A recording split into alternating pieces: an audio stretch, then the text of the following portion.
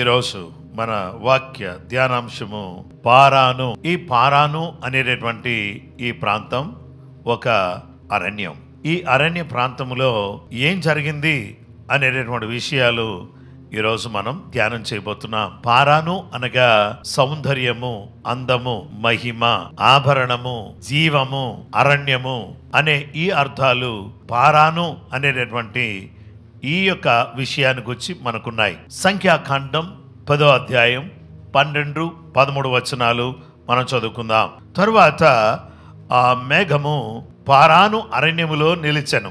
యెహోవా మోషే చేత పలికించిన మాటను బట్టి వారు మొదట ప్రయాణము చేసిరి. As the Israelites set out on their journey from the wilderness of Sinai, and the cloud of the Lord's guiding presence settled down in the wilderness of Paran. 13th verse. So they moved out for the first time in accordance with the command of the Lord through Moses.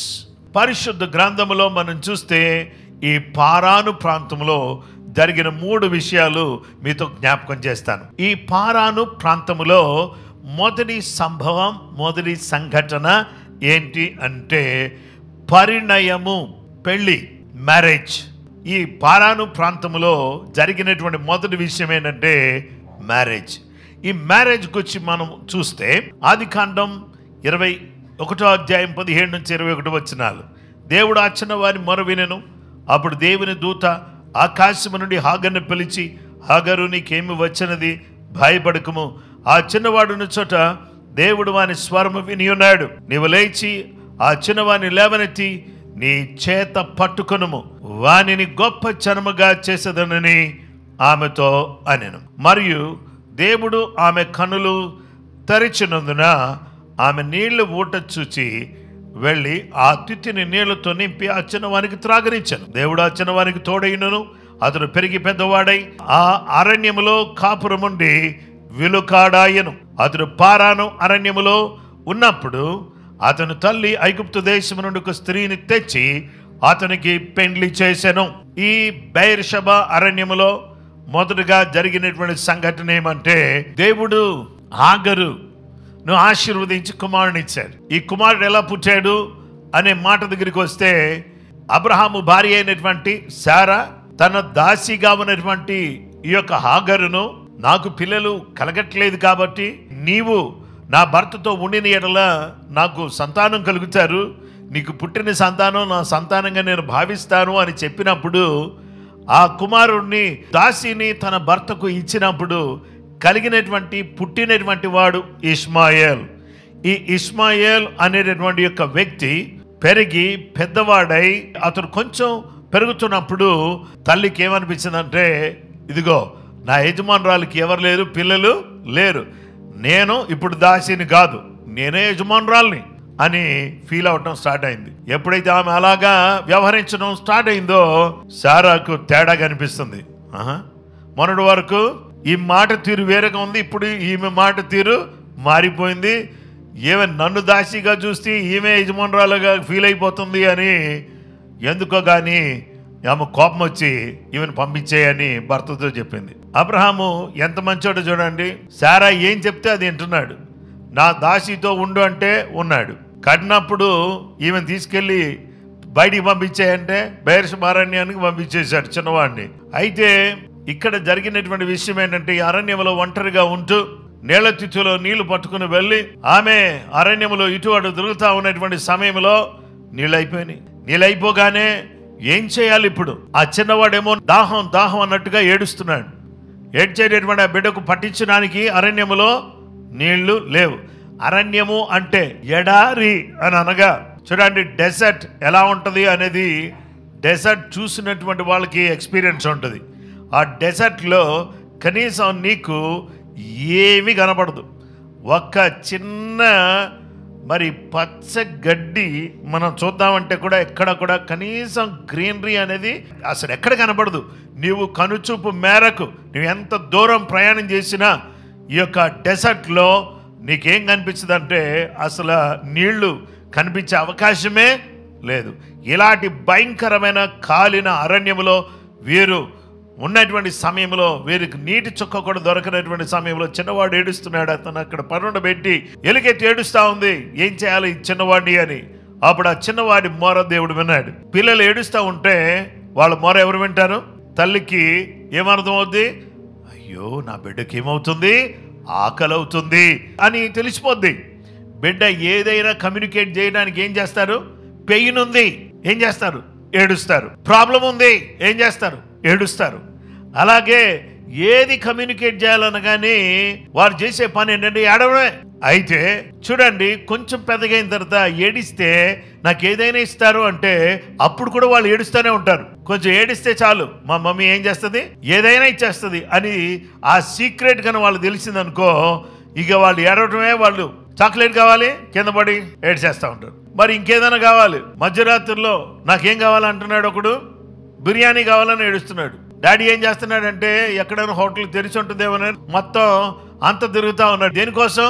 Biryani కోసం. వాడు ఏడుస్తూ ఉన్నాడు. ఏడుస్తుంటే daddy ఎక్కడున్నాడు? Road మీద ఉన్నాడు. వాడు ఏడు పాపాలంటే బిర్యానీ రావాలి. బిర్యానీ సాధించాలంటే ఏం చేయాలి? ఏడవాలి. ఈ చిన్నోడు ఏడుస్తున్నాడు. ఎక్కడ? అరణ్యంలో. ఎందుకు ఏడుస్తున్నాడు అని అంటే దాహమై ఏడుస్తున్నాడు. దేవుడు అతని ఏడుపులో ఉన్న ప్రార్థన, దేవుడు మొరను విన్నాడు. దేవుని దూత ఆకాశము నుండి హాగరును పిలిచి, హాగరు నీకేం వచ్చినది, భయపడకము, ఈ చిన్నవాడున్న చోట దేవుడు వాని స్వరము విని ఉన్నాడు. నువ్వు లేచి ఆ చిన్నవాడిని లేవనెత్తి నీ చేత పట్టుకునుము, వాని గొప్ప జనముగా చేసేదని నేను ఆ చిన్నవాడిని జ్ఞాపకం చేసుకున్నాడు. ఎందుకో తెలుసా? వాళ్ళు పొరపాటు చేశారు, కానీ ఆ చిన్నవాడిని నేను చాలా గౌరవిస్తున్నాను, గొప్పగా నేను ఆశీర్వదిస్తాను అని ఇష్మాయేలును దేవుడు గొప్ప చేశాడు.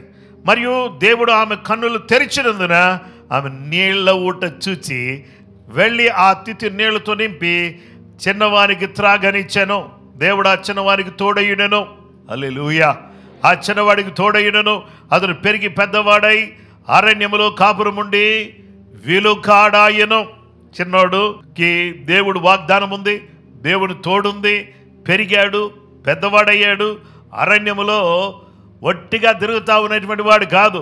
ఏమైనంటే he become a skillful archer. ఇక్కడ అతను పారాన్ అరణ్యములో ఉన్నాడు. ఈ పారాన్ అరణ్యములో he become a skillful archer అంటే బాగా నైపుణ్యం కలిగినటువంటి విలుకాడయ్యాడు.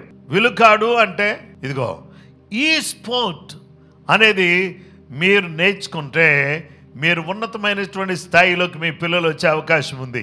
ఇది చాలా మరి పిల్లలు ఏకాగ్రతను పెంచేటటువంటి స్పోర్ట్ అన్నమాట ఇది. ఆ తర్వాత దీంట్లో ఏం జరుగుతుందంటే పిల్లల యొక్క చూడండి, గురి చూసి కొట్టినప్పుడు కాన్సన్ట్రేషన్ లెవెల్స్ పెరుగుతాయి, మెమరీ పవర్ ఇంక్రీజ్ అవుతుంది. అందుకనే పిల్లలు చాలామంది దీంట్లో జాయిన్ అవుతారు.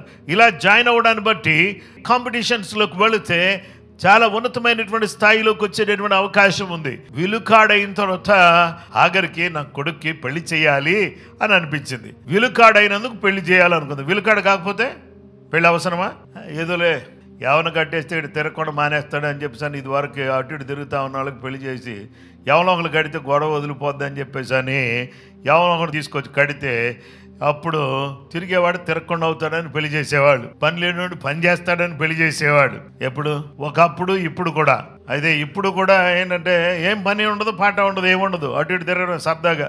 అయితే తిరగటం అనేటటువంటి దాన్ని అలవాటు చేసుకున్నవాడు పని చేయడు, పని దొంగగా ఉంటాడు. కాబట్టి దేవుని బిడ్డలారా, ఇక్కడ ఇతను పెళ్లి చేయాలంటే ఏం కావాలి? విలుకాడయ్యాడు అనే స్కిల్ఫుల్ ఆర్చర్. అందుకనే ఆ విలుకాడయ్యాడు కాబట్టి అతను పారాన్ అరణ్యములో ఉన్నప్పుడు అతని తల్లి ఐగుప్తు దేశానికి వెళ్ళి ఒక అమ్మాయిని చూసింది. ఐగుప్తు దేశాన్ని నుంచి ఒక అమ్మాయిని తీసుకొచ్చి అతనికి పెళ్లి చేశాను.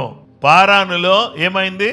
అందమైన కార్యం, అద్భుతమైన కార్యం, చక్కగా పెళ్ళయింది. ఎవరికి? ఇష్మాయేల్. ఆ తర్వాత ఇదే పారానులో రెండవదిగా ప్రయాణం. దేవుని బిడ్డలారా, సంఖ్యాకాండం 10వ అధ్యాయం 12-13 వచనాల్లో తర్వాత మేఘము పారాను అరణ్యములో నిలిచెను. యెహోవా మోషే చేత పలికించిన మాటను బట్టి వారు మొదట ప్రయాణము చేసిరి. తరువాత ఆ మేఘము పారాను అరణ్యములో నిలిచెను. మేఘం, ఏ మేఘమైతే ఇశ్రాయేలు ప్రజలను నడిపిస్తుందో, ఎక్కడి నుంచి? ఐగుప్తు దేశములోంచి వీళ్ళని బయటికి తీసుకొచ్చినప్పుడు ఎర్ర సముద్రం పాయలుగా చేయబడి 6 నెలలలో వాళ్ళు దాటి వచ్చి మారా దగ్గర నీళ్లు మధురంగా మారిపోయి వీరు అరణ్యములో సాగుతున్నప్పుడు ఎండ దెబ్బ తగలకుండా మేఘం ఇశ్రాయేలు ప్రజలను నడిపిస్తా ఉంది. చూడండి ఏమంటాడంటే, the guiding cloud, the guiding presence of the Lord rested in the wilderness of Paran. ఈ పారాను అరణ్యములో దేవుని యొక్క సన్నిధి, దేవుని నడిపింపుతో కూడినటువంటి మేఘం అక్కడ నిలిచినట్టుగా దేవుని వాక్యం మనకు తెలియపరుస్తుంది. మేఘం ఎక్కడ నిలబడిందంటే పారానులో నిలబడింది. పారానులో ఎవరున్నారు? ఇశ్రాయేలు ప్రజలు ఉన్నారు. అక్కడ దేవుడు తన యొక్క సన్నిధిని నిలిపినటువంటి వాడిగా మనకు కనబడుతున్నాడు. మనకు నష్టం కలిగించే వాళ్ళు ఉంటారు, మనకు కష్టం కలిగించే వాళ్ళు ఉంటారు, మనకు ఇబ్బంది కలిగించే వాళ్ళు ఉంటారు. దేవుని బిడ్డలారా, లక్షల రూపాయలు లాస్ అవ్వడానికి కారకులుగా ఉంటారు. ముఖ్యంగా మన ప్రయాణంలో ఆలస్యం జరిగితే ఆలస్యానికి మూల్యం ఏంటంటే మన టైం వేస్ట్ అవుతుంది, రెండవది డబ్బులు వేస్ట్ అవుతాయి. అందుకనే always we need to be alert in our journeys. ఎంత అలర్ట్గా ఉండాలంటే ఏ మాత్రం కూడా ఆలస్యం చేయడానికి వెళ్ళలేదు. నేను నైజీరియా వెళ్ళేటప్పుడు I was waiting 10 hours in Dubai airport. 10 hours I didn't sleep, నిద్రపోలే. 10 hours వెయిటింగ్ అంటే చాలా టూ మచ్ అది. అయితే 10 hours లేఓవర్, ఆ లేఓవర్లో అస్సలు నిద్రపోలేదు. అయితే దేవుని బిడ్డలారా, దేవుని దయ వల్ల ఫ్లైట్ రైట్ టైంలో క్యాచ్ చేసి మళ్ళీ వెళ్ళడానికి దేవుడు కృప చూపించారు. నాజరేతులో ఆలస్యం ఎందుకు జరిగిందంటే, మేడం ఎవరామె, మరియాం అనే పేరులో నుంచి మరియా అనే పేరు వచ్చింది. మరియాం, మరియా, మేరీ అనే పేర్లన్నీ ఒకటే. అంటే ద మీనింగ్ ఏంటంటే చేదు అని అర్థం. ఎవరు పెట్టుకోరు మీనింగ్ తెలిస్తే. మరియాం అంటే అర్థం ఏంటంటే బిటర్నెస్, చేదు అని అర్థం. ఈ సమయంలో ఇక్కడ గమనించాల్సిన ప్రాముఖ్యమైనటువంటి విషయం ఉంది. అదేంటో తెలుసా? ఈమెను దేవుని సన్నిధిలో ప్రార్థన చేశాడు. మళ్ళీ మోషే కుష్ఠరోగం పోయింది. అప్పుడు దేవుడు ఈ ప్రయాణంలో వారిని పారానుకు దేవుడు తీసుకుని వచ్చాడు. హల్లెలూయా. సంఖ్యాకాండం 13వ అధ్యాయం 25 నుంచి 30 వరకు చదువుతున్నాను, దయచేసి వినండి. వారు 40 దినములు ఆ దేశమును సంచరించి చూచి తిరిగి వచ్చిరి. 40 days ఆ దేశమంతా తిరిగారు, సంచరించారు. అట్లు వారు వెళ్ళి పారాను అరణ్యమందలి కాదేశులో ఉన్న మోషే అహరోనుల యొద్దకును ఇశ్రాయేలీయుల సర్వ సమాజమునొద్దకును వచ్చి వారికిని ఆ సర్వ సమాజమునకును సమాచారము తెలియచెప్పి ఆ దేశపు పండ్లను వారికి చూపించరు. వారు అతనికి తెలియపరిచినదేమనగా, నీవు మమ్మును పంపిన దేశమునకు వెళ్ళితిమి, అది పాలు తేనెలు ప్రవహించు దేశమే, దాని పండ్లు ఇవి అని పండ్లు తీసుకొచ్చారు. అయితే ఆ దేశంలో నివసించు జనులు బలవంతులు, వారి పట్టణములు ప్రాకారములు గలవి, అవి మిక్కిలి గొప్పవి. మరియు అక్కడ అనాకీయులను చూచితిమి. అమాలేకీయులు దక్షిణ దేశములో నివసించుచున్నారు. అమాలేకులు అనే తెగవాళ్ళు దక్షిణ దేశంలో ఉన్నారు. హిత్తీయులు, యెబూసీయులు, అమోరీయులు కొండ దేశములో నివసించున్నారు. కనానీయులు సముద్రమునొద్ద యోర్దాను నదీ ప్రాంతములలోనూ నివసించుచున్నారు. ఇక్కడ ఈ మాట ఒక్కసారి మిమ్మల్ని న్యూ టెస్ట్మెంట్ దగ్గర తీసుకొస్తా. కనానీయులు ఎక్కడున్నారు? నది దగ్గర ఉన్నారు. ఏ నది దగ్గర ఉన్నారు? యోర్దాను నది దగ్గర ఉన్నారు. వీరు కనానీయులు సముద్రమునొద్దను యోర్దాను నదీ ప్రాంతంలో, సముద్రం అంటే ఏ సముద్రం? అది గలిలయ సముద్రం. ఈ గలిలయ సముద్రమునొద్దను యోర్దాను నదీ ప్రాంతములను నివసించుచున్నారని చెప్పిరి. ఇక్కడ కనాను స్త్రీ ఒకటి వచ్చి యేసు ప్రభువారి దగ్గరికి వచ్చి, దావీదు కుమారుడా నన్ను కరుణించుము అని కేకలు వేసిన సందర్భం మీకు గుర్తుందా? అయితే ఆ సందర్భం మీకు గుర్తుంటే యేసు ప్రభువారు ఆమె విశ్వాసమును చూచి, అమ్మా నీవు కోరినట్టే నీకు అవునుగాక అని చెప్పాడు. ఇక్కడ ఈ కానాను ప్రాంతములు వీళ్ళు చూడండి ఎంత యాక్యురేట్ మెసేజ్ తీసుకొస్తున్నారో. వేగు చూశారు. ఈ వేగులో వీళ్ళు చూసిన దాన్ని వీళ్ళు ఏం చేశారంటే చక్కగా పండ్లు తీసుకొచ్చి చూపిస్తున్నారు. ఫ్రూట్స్. ఇందాకేం చెప్పాను? మ్యారేజ్, పరిణయం. సెకండ్, ప్రయాణం, జర్నీ. థర్డ్, ఫ్రూట్స్, పండ్లు. ఎక్కడి నుంచి వచ్చాయి ఈ పండ్లు? కనాను దేశం నుంచి వచ్చాయి. ఈ పండ్లు తీసుకొచ్చారు. ఈ పండ్లు తీసుకొచ్చి వాళ్ళ కళ్ళ ముందు పెట్టారు. ఈ దేశం ఎలాంటిదంటే పాలు తేనెలు ప్రవహించే దేశం. ఆమేన్. ఏ దేశం అండి ఇది? Land of abundance. కొదువు లేదు. ఆ దేశంలో సమస్తం ఉంది. ఆ దేశంలో దేవుడు సమృద్ధినిస్తున్నాడు. ఐగుప్తు దేశంలో మీరు ఉంటాం నాకు ఎందుకు ఇష్టం లేదో తెలుసా? I want to bring you to the land of abundance. From land of suffering to land of slavery to land of blessing. దేవుని బిడ్డలారా, ఐగుప్తు దేశంలో నుంచి మిమ్మల్ని అందరినీ ఏ దేశంలో తీసుకురావడం నాకు ఇష్టం? వాగ్దాన దేశం, కనాను దేశం. దేవుడు తన ప్రజలకు, అబ్రహాముకు, తన ప్రజలకు, ఇస్సాకు, యాకోబులకు, తన ప్రజలకు వాగ్దానం చేసిన వాగ్దాన భూమిలోకి తీసుకుని రావాలి. ఈ సమృద్ధి అయిన దేశం ఎవరికి? అనాకీయులకు కాదు, కననీయులకు కాదు, హిత్తీయులకు కాదు, అమోరీయులకు కాదు, పెరిజ్జీయులకు కాదు, హివ్వీయులకు కాదు, ఎబూసీయులకు కాదు, ఇలాంటి వాళ్ళందరికీ కూడా కాదు ఈ దేశం. ఈ దేశం నా పిల్లలకి. ఈ దేశాన్ని నా ప్రజలు అబ్రహాము, ఇస్సాకు, యాకోబు అను వారిలో నుంచి 12 గోత్రాల నుంచి వచ్చినటువంటి ఇశ్రాయేలీయులు ఈ వాగ్దాన దేశములకు వెళ్ళాలి. వాగ్దాన దేశములకు వెళ్ళాలంటే దేవుడు వీరి ప్రయాణములో ఐగుప్తులో నుంచి ఎర్ర సముద్రాన్ని దాటించి అక్కడి నుంచి వీరిని తీసుకొచ్చి మారా దగ్గర వీళ్ళ కళ్ళు తెరిచి చేదు నీళ్లు ఉంటే ఆ చేదు నీళ్లలో కొమ్మను వేసి దాన్ని మధురంగా చేసి తాగితే ఎంత బాగున్నాయి అన్నట్టుగా మధురంగా ఆ నీటిని మార్చివేసి అక్కడి నుంచి దేవుడు వీరిని సీనాయి దగ్గరకు తీసుకుని వచ్చాడు. సీనాయి దగ్గర కొండ మీద, ఆ కొండ మీద ఏం జరుగుతుందంటే కొండ మీద దేవుడున్నాడు, కొండ మీద మోషే ఉన్నాడు, దిగువ భాగములో ఇశ్రాయేలీయులు ఉన్నారు. 40 days, 40 రోజులు. ఈ 40 రోజులు ఏం జరుగుతుందో తెలుసా? 40 రోజులు సేవకుడు కనపట్లేదు, మోషే నాయకుడు కనపట్లేదు. 40 రోజులు 40 days. ఆ మోషే ఎక్కడికి పోయాడేమో, మళ్ళీ తీసుకొచ్చిన ఆయన కొండ మీద పోయాడు, అటు నుంచి అడిపోయాడేమో అని వీళ్ళు అనుకుని, బ్రదర్ ఏం చేద్దాం, సిస్టర్ ఏం చేద్దాం, మనకు దేవుడు కావాలి కదా. మరి మీరేం చేస్తారు? మీ చెవులకున్నటువంటి కమ్మలు ఇస్తారా? ముక్కుకున్నటువంటి ముక్కు కమ్మని ఇస్తారా? చేతులకున్న కడియాలు ఇస్తారా? అంటే దేవుడి కంటే ఎక్కువ ఏంటమ్మా అని అందరూ కూడా బంగారం అన్నీ కూడా ఇచ్చేస్తున్నారు. ఇచ్చేస్తే ఇదంతా కూడా మరి నెక్స్ట్ నాయకుడు ఎవరో తెలుసా? అహరోను గారు తీసుకొచ్చి, అయ్యా మాకు దేవుడు కావాలి, మా మోసే ఏమైపోయాడో ఏమో మాకు తెలియట్లేదు, ఆ కొండ మీద నుంచి అడ్డు వెళ్ళిపోయాడేమో, మన కొండ ఎక్కితే చచ్చిపోతాం అన్నాడు, కాబట్టి అందుకనే మనకు ఆయన సంగతి వదిలే, మనకు దేవుడు కావాలి. ఇప్పుడు అందరికి కూడా ఏం కావాలి? దేవుడు కావాలి. రండి, దేవుడు అంటే మనం చేసేసుకుందాం దేవుడిని. నువ్వు చేస్తే దేవుడు అవుతాడా? నువ్వు చేస్తే బొమ్మ అవుద్ది కానీ దేవుడు అవుతాడా? చెప్పు. నువ్వు చేసింది బొమ్మే అవుద్ది కానీ దేవుడు అవుతాడా? ఏమండి, మనం చేస్తే బొమ్మ అవుతుంది కానీ దేవుడు అవ్వడు. వీళ్ళు ఏం చేశారంటే దూడం చేసుకున్నారు, తీసుకొచ్చి గోల్డ్ అంతా వేశారు. నిజంగా ఎంత మంచి యూనిటీ మామూలు లేదు. దాతృత్వం కూడా బాగలేదు. ఏమిటంటే చర్చిలో అందరూ కూడా గోల్డ్ ఇచ్చేయండి, పెద్ద ల్యాండ్ కొందాం అని చెప్పేసి అన్నాను అనుకో, ఈ పాస్టర్ గారి మైండ్ అంతా నాకు గోల్డ్ మీద ఎందుకు పడింది చెప్పు అని చెప్పేసి అని అనరా మీరు? ఏమో ప్రభుకి తెలుసు, మీకు తెలుసు. అయితే ఇక్కడ ఏమన్నా గోల్డ్ ఇచ్చేయండి, మనం దేవుని చేద్దాం అని చెప్పేసి అని అంటే అందరు గోల్డ్ ఇచ్చేసారు. తీసుకొచ్చి అగ్గిలో ఇస్తే దూడ అయింది. దూడకి ఇప్పుడు సెలబ్రేషన్, డ్యాన్స్ సెలబ్రేషన్. అందరూ కూడా వాయించేవాళ్ళు వాయిద్యం వాయిస్తున్నారు, ఆట ఆడుతున్నారు, మొత్తం కోలాహలంగా ఉంది. ఏంటి శబ్దం ఏంటని పడుతుంది అంటే సంగీత ధ్వనా? కాదు. ఇదేంటి యుద్ధ ధ్వనా? ఏ ధ్వని ఇది అంటే ఇది సంగీత ధ్వని.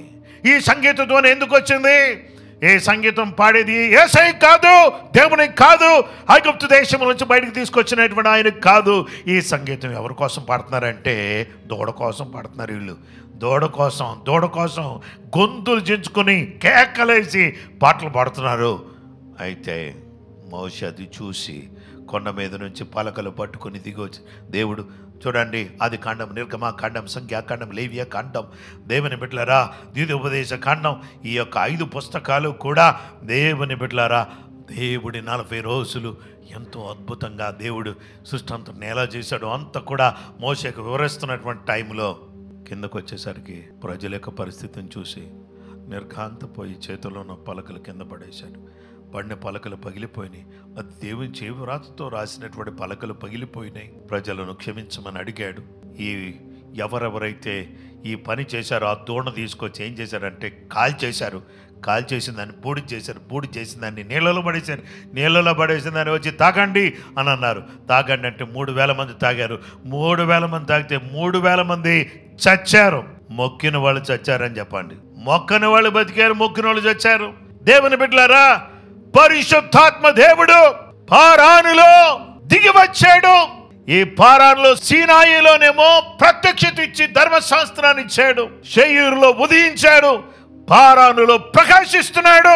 పెంతెకొస్తను పండుగ దినమున దేవుడు పరిశుద్ధాత్మ అనే అగ్నిని కురిపించి అక్కడ అద్భుతమైన కార్యం చేస్తే, పేతురు ప్రసంగం చేస్తే అక్కడ 3000 మంది చచ్చారు, ఇక్కడ 3000 మంది రక్షణ పొందారు. హల్లెలూయా. ఇష్మాయేలుకు తోడుగా ఉండి పారానులో ఇశ్రాయేలును నడిపిస్తూ పండ్లను చూపించి వాగ్దాన దేశానికి చేర్చారు. నైనా ఈరోజు నీ సన్నిధిలో ఉన్నటువంటి మమ్ములను ప్రతి కొదువను మాలోంచి తీసివేసి నీ అగ్నిని, నీ పరిశుద్ధాత్మ అగ్నిని మాలో ప్రకాశింపచేసి నీ మహిమార్థమై బ్రతకడానికి, నీ కొరకు మేము నమ్మకంగా, పరిశుద్ధంగా, పవిత్రంగా జీవించి సమృద్ధి అయిన జీవాన్ని కలిగి ఉండడానికి కృప మాకు దయచేయని ప్రభువా.